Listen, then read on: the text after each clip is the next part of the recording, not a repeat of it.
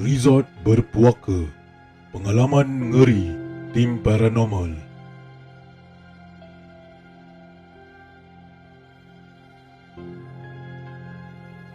Kisah ini terjadi kepada 5 orang ahli tim paranormal ke sebuah resort besar tepi pantai yang sudah ditinggalkan berbelas tahun lamanya. Bukan nama sebenar, Faizul, Jamal, Zali, Liza dan Mira sudah 4 tahun pengalaman berkecimpung dalam bidang eksplorasi paranormal. Pada hari kejadian, mereka mula memantau sekitar resort pada waktu senja untuk melihat keadaan sekeliling terlebih dahulu sebelum memulakan eksplorasi sebenar pada malam hari nanti. Pada petang itu, tiada apa-apa perkara luar biasa yang mereka temui. Rancangan mereka untuk menjelajah pada waktu malam boleh diteruskan. Setelah selesai makan malam di restoran berdekatan dengan pantai itu, mereka tiba semula di resort tersebut jam 11 malam untuk memulakan eksplorasi. Mereka memulakan ekspedisi di bahagian lobi dan kemudian terus ke tingkat 2. Cerita di blog-blog seram banyak menceritakan ada sebuah bilik yang sangat keras di tingkat 2 dan sudah lama tidak digunakan sebelum resort ditutup. Menurut cerita bekas pekerja di resort itu, ada satu insiden bunuh diri berlaku di sana dan pihak pengurusan tidak lagi berani menyewakan bilik itu kerana sering mendapat aduan dari pengunjung diganggu di bilik tersebut. Pihak pengurusan resort membuat keputusan untuk menutup terus bilik tersebut buat selama-lamanya sehinggalah resort itu berhenti beroperasi. Jadi tim paranormal tidak mahu melepaskan peluang mencari bilik tersebut untuk mengesan kehadiran entiti di sana. Semasa di tingkat 2, kelihatan semua bilik pintu terbuka.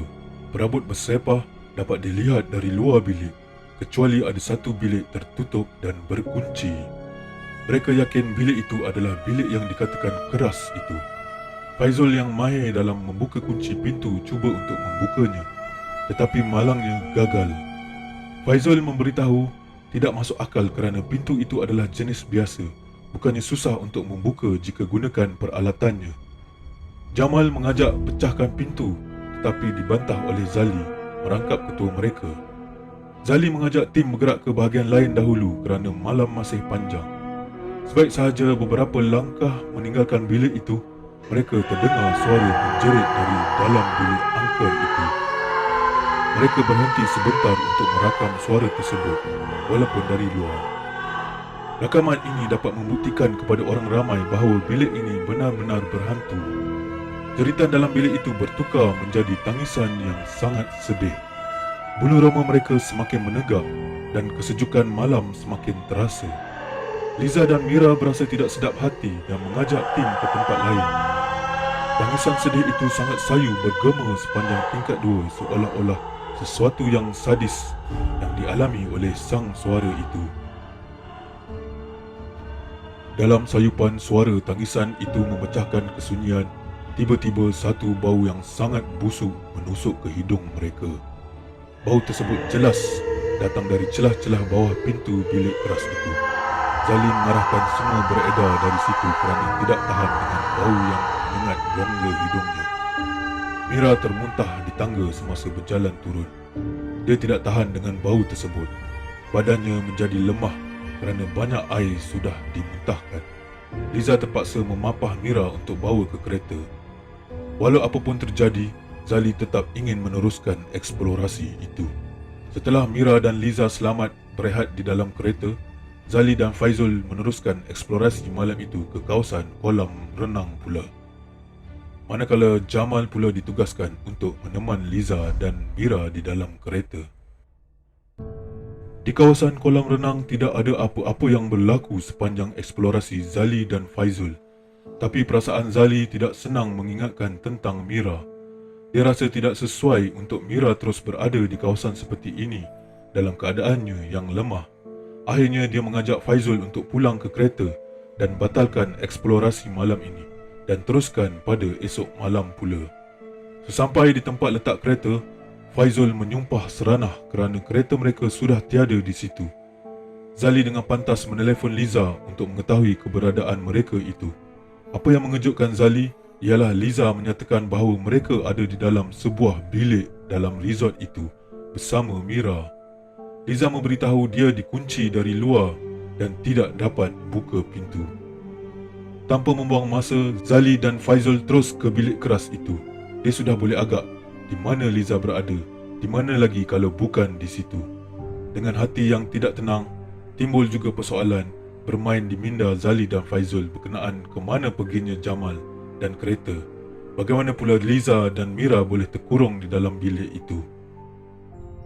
Sebaik tiba di bilik angker itu, mereka dapat mendengar suara perempuan menangis ketakutan.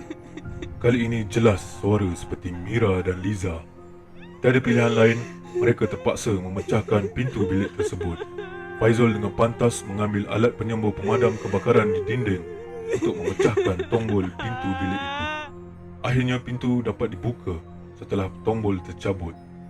Alangkah terkejutnya Zali dan Faizal melihat dalam bilik tersebut tiada seorang pun di dalamnya. Keadaan perabot dan katil masih kemas tersusun rapi. Zali mengintai dalam bilik mandi, tetapi tiada kelibat Mira dan Liza. Suara tangisan tadi sudah berhenti sebaik sahaja mereka memecah tombol pintu sebentar tadi. Zali menelefon semula Liza untuk mendapat kepastian.